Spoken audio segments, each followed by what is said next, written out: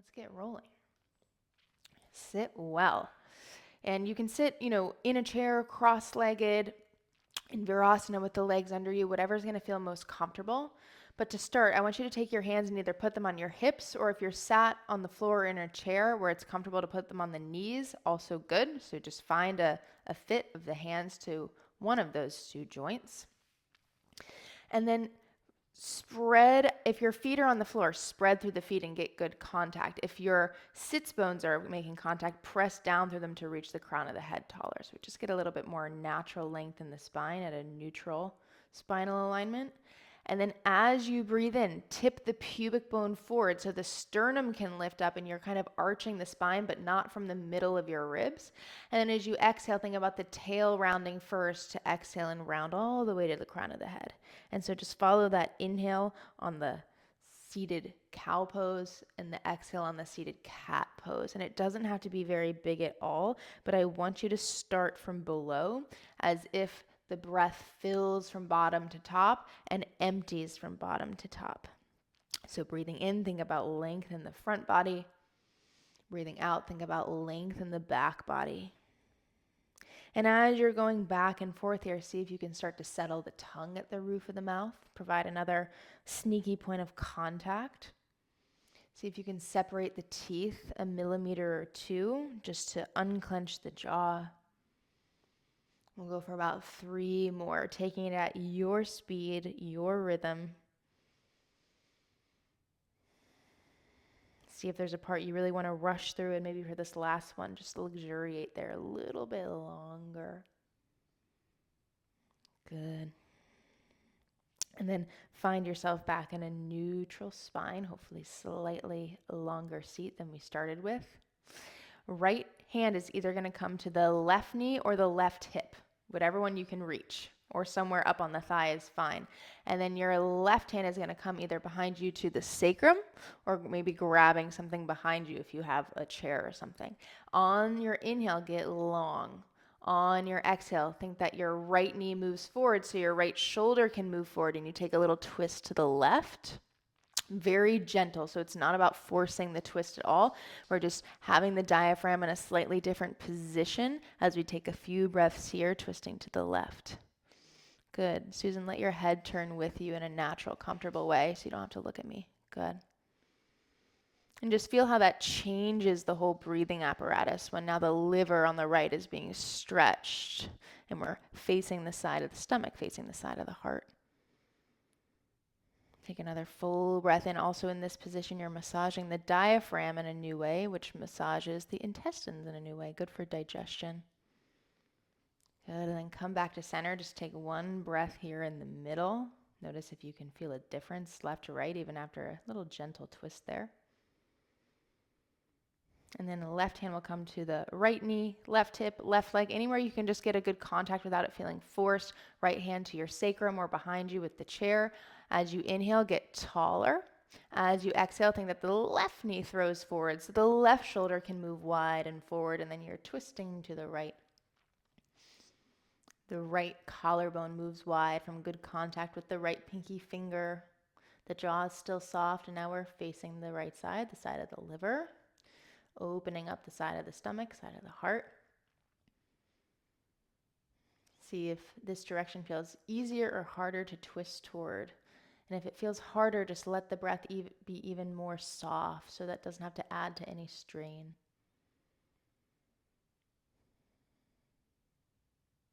One more full breath in. Feel that massage of the organs below the diaphragm. And as you exhale, bring it around back to center. Take a moment just to roll the shoulders up and back and down. You might hear some cracks or pops. Just be gentle. Doesn't have to be the biggest stretch or sensation in the world to have the effect we need. Excellent. And then let the shoulders relax down. On an inhale, shrug them up. On another inhale, shrug them up even higher. Hold that tension full, but soften the face, and either through the nose or through the mouth, sigh it out. Let the shoulders drop. Good. And then little circles of the head and neck, very gentle.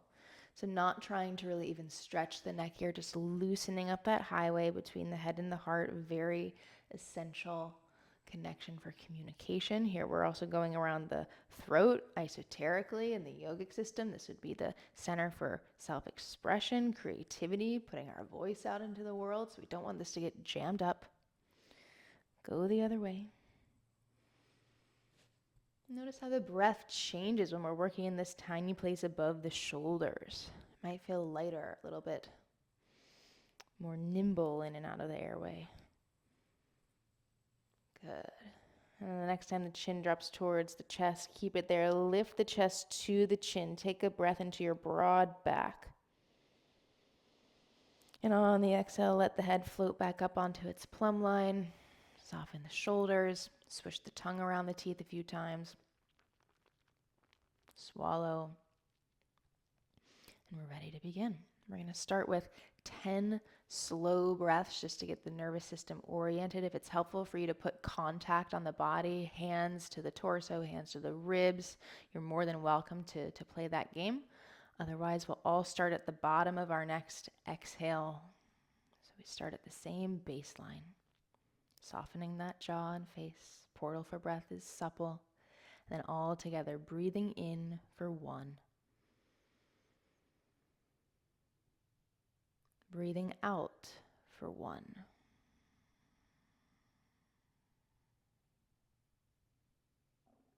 Breathing in 2.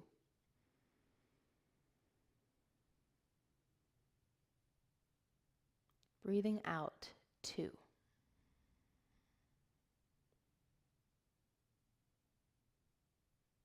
Breathing in 3.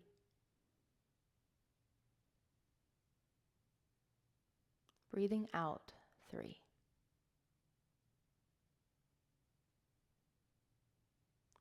Breathing in 4.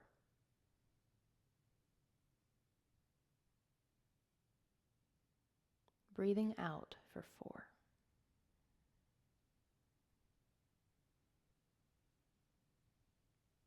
Breathing in 5.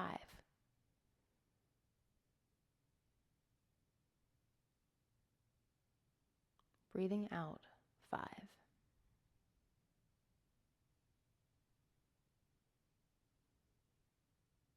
Breathing in 6.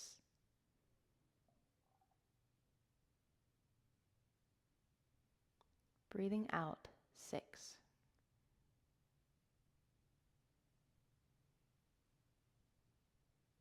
Breathing in 7.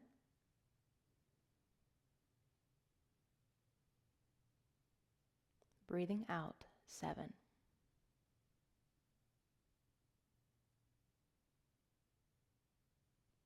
Breathing in 8.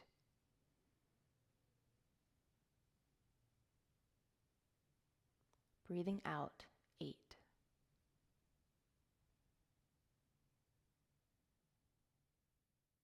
Breathing in 9.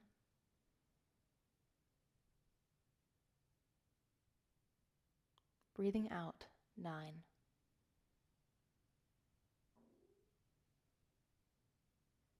Breathing in 10.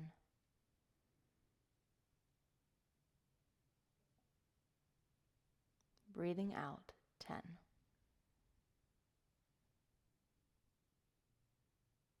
You can let the hands fall and the breath just come easily in and out of the nose. Notice what 10 breaths can do. Notice what 2 breaths can do.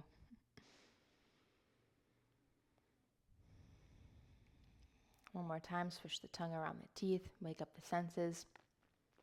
Swallow, flutter the eyes open. Take in a full breath, reaching the arms up. Big reach, maybe a little apple picking at the top just to get some more length in the sides of the waist. And then keep all that length as you bring the arms down. We want a nice open container. All right, we're going to move into a few rounds of Bhastrika. If you're working with any kind of high blood pressure, uncontrolled, or if you're pregnant, this is not the breath for you. I want you to stay with the counting breath. Otherwise, 2 options for the hands. If you want to get some more energy this morning, you want to feel a bit more activated, you'll make 2 fists and you'll have them at the height of the collarbones, the elbows nice and wide. Otherwise, you can have the hands gently at the belly for some tactile feedback and a little bit more of a grounded experience. So you can kind of choose and you can switch. You don't feel glued to one if you start with one and want to switch. All right, I'm going to demonstrate with the hands here. Everybody just take a regular breath in and out, lengthening the spine, broadening the side ribs. And we're going to go for 20. So it's a big inhale, rip your shirt apart.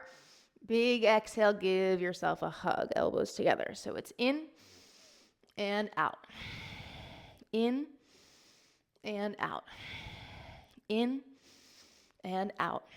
Don't be afraid to make some noise as you go in and out at your own pace. The quicker you go and the greater volume of air you breathe, the more energizing it's going to be.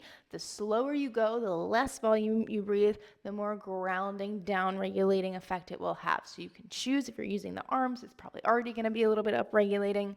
So you can temper the speed. And it's just like those cats and cows. You're still leading from below. We're just getting in this nice big arm movement to start to bring some heat, break up some mucus, get the lungs real activated. Good. About 5 more here.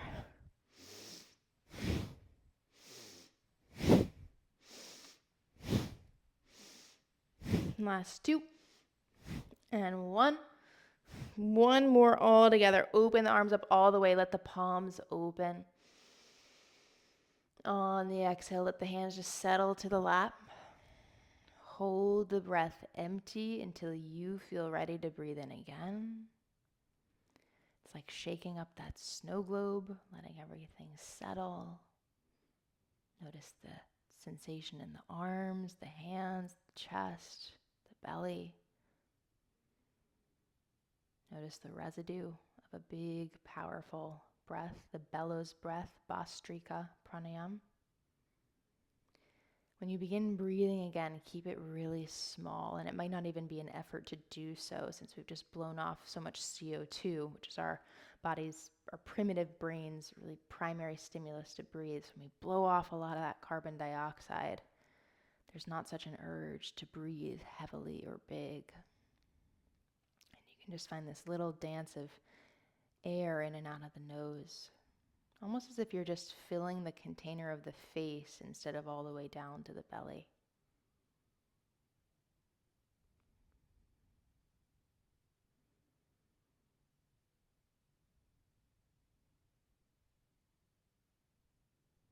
There's sort of a honing in of the senses and a little bit of blurring between the skin and the air.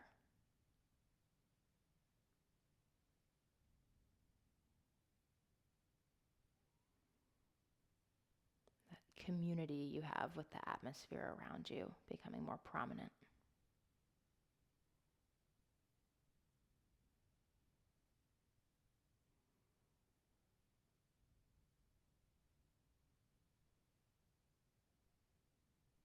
Start to deepen the breath, intentionally in and down and wide. Easy out of the nose.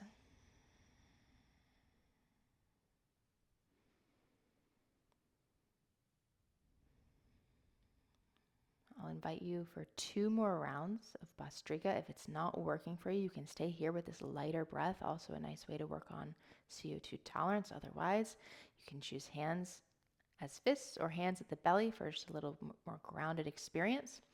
1 full breath in and out here just to settle the spine long, get that activation in the side ribs. And then when you're ready, full breath in, elbows back, full breath out, give yourself a hug. Nice and big, in and out, in and out. And even though we're working the chest, working the arms, still think about the movement happening in coordination with the pelvis. So it's not just the ribs being flung to and fro. It's really this nice little oscillation from pubic bone to buttock bones, pubic bone to coccyx. Choose your speed, choose your rhythm, choose your volume and depth. We got about 5 more to go.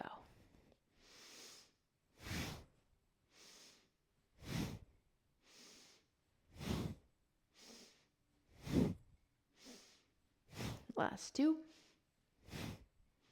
Last 1. On this next inhale, open the arms all the way up, unfurl the fingers, full breath in.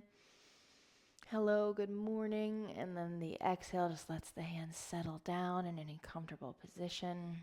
Holding your breath empty, just pausing on the exhale until you feel ready to breathe in again. That could be now, that could be 30 seconds from now. Just hold the moment without having to be so precious about it.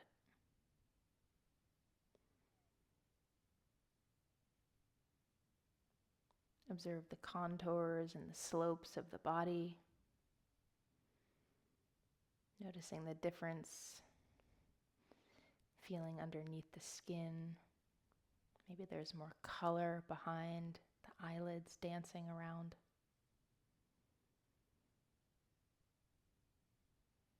And when you do settle back into a breath through the nose, it's very small. Trying to keep it as silent and slow as you can, without straining, without forcing.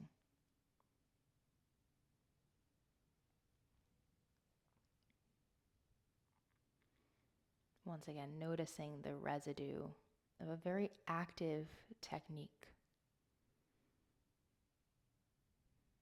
The reason these more upregulating techniques in time become downregulators or become tools for anxiety and stress management are because of this effect, this downhill slope that you get afterward, stilling you to the eye of the storm.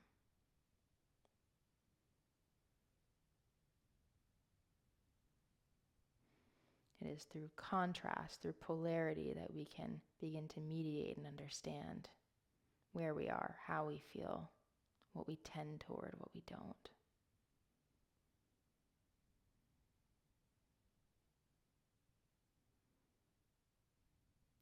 One more round to go. If you'd like to stay here in this smaller breath, be my guest. Otherwise, hands can find themselves as fists at the collarbones or settled at the belly. Take a breath in and out here to get tall, really set up the foundation, find your seat, find your feet, and then begin. Inhale and exhale. Your count of 20 this time, so making your deal, following through. In and out, in and out. We all might land at 20 in a different time. So when you reach 20 of these, you take that nice expansive breath, arms wide, and then let the hands settle. Once you reach your 20, in and out, working the pubic bone from the coccyx, elbows to the chest.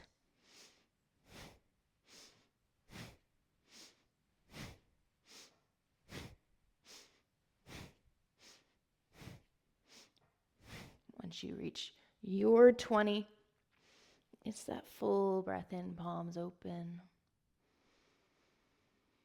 And the exhale just falls from the nose, just like the arms fall to the lap. Right away, you might be able to notice that downward moving current as you pause the breath.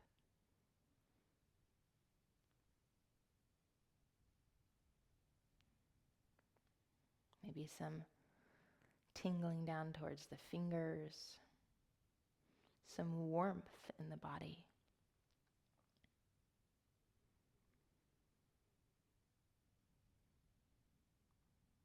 There are monks in the Himalayas that will do breath work out in the snow. They'll do tumo breathing, a big heating breath technique. And by the end of their hour or 2 hour long pranayama session, there is a ring of melted snow around them. The heat from their own body, from their own breath, changing the landscape around them.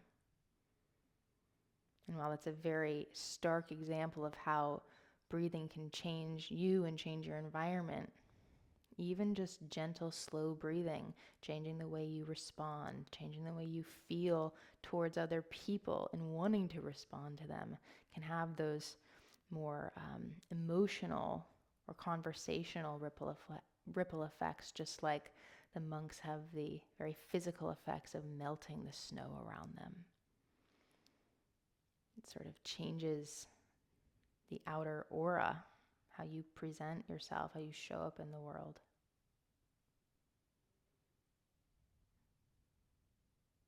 It's not about having perfect control all the time and, stilling yourself to non-reactivity and a lack of emotion, but rather just having that split second realization that you do have control over things if you want to. What you say, what you do, not always how you feel, but how you respond to the emotion, how you let it pass through you.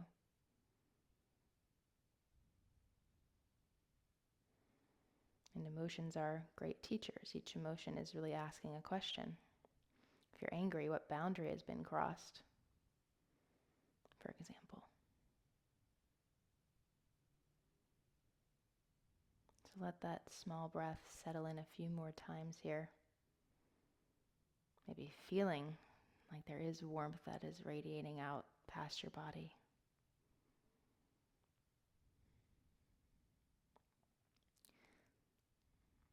And then all together, we'll take a nice full breath in, sending it in and down and wide.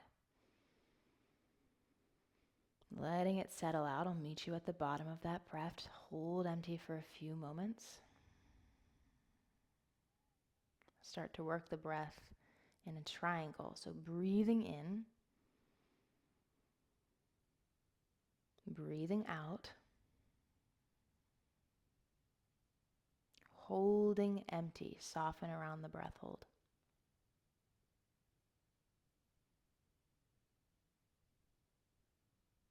Breathing in, breathing out, holding empty.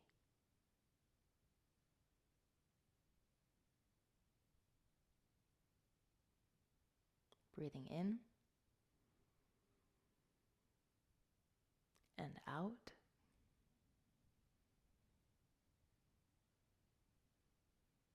Holding empty.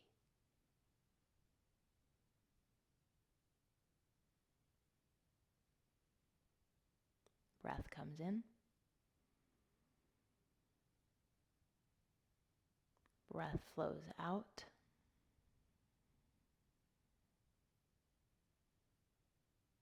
Pause, empty.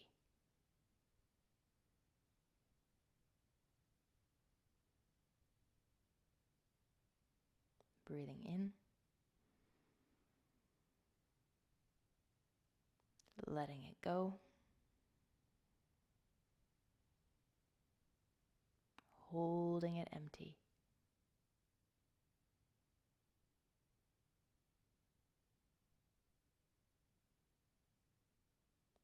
Breathing in.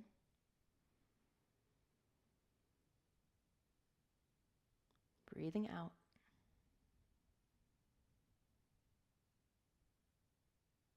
Holding empty.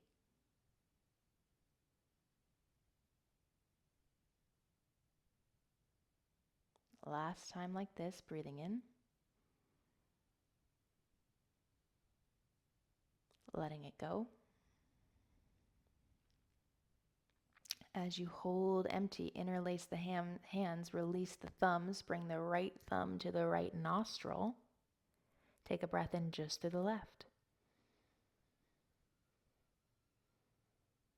Switch and exhale through the right.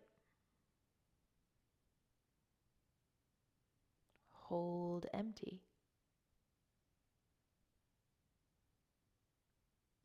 Breathe in through the left or through the right. Switch it. Let it go through the left. Hold it empty. And you can start to find your rhythm here as you breathe in through the left side and fill up. Maybe you take a little pause at the top, maybe not. As you breathe out through the right, let it go. You hold at the bottom for your desired duration. So take it at your pace. Adding those little pauses, they don't have to be very long, but just releasing the rush to breathe back in, releasing the rush to let it all go. We've reduced half of our breath capacity here, so the breath will be slower. You might need longer to inhale to really feel like you're filling up in a satisfying way. There's resistance on the exhale. You might feel the abdominal wall contracting, finding that strength in your core, which also keeps you upright and stable in your spine.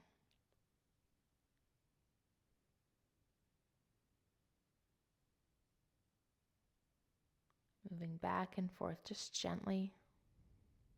Doesn't have to be the biggest breath in, just inhaling to a satisfying top.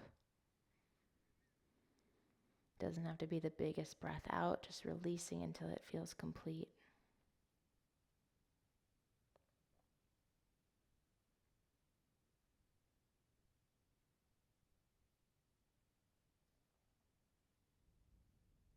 Notice where your tongue is. Notice if your teeth are clenched together. Find some softness in the mouth, in the forehead.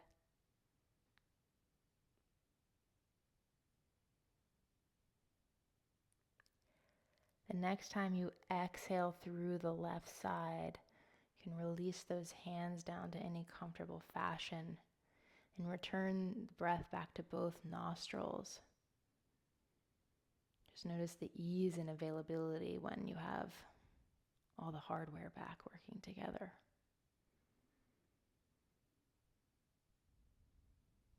Maybe the breath is naturally quiet, naturally light once more.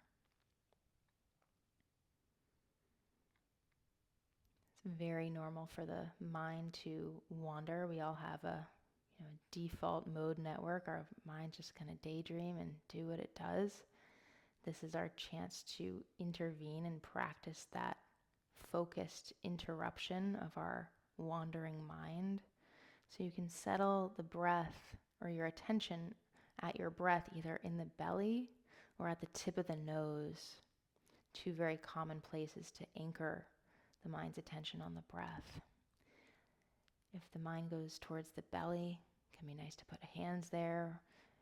And also just notice the general grounding effect that is happening when the attention is lower in the body. If the mind prefers to settle at the rims of the nostrils or the upper lip, it's a more delicate focus. It doesn't have that same rooted effect. It's a little more uplifting, a little more ethereal.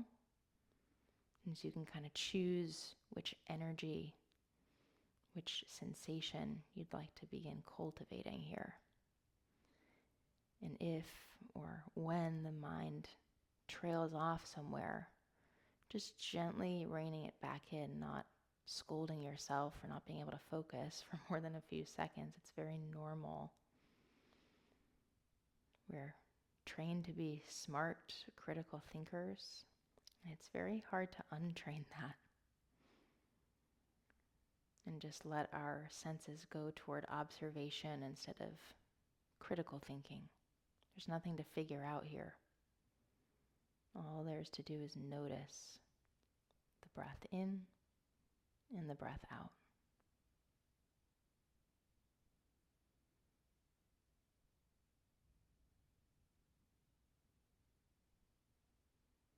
See if you can follow the breath in that place you've chosen for 3 more breaths. Just 3.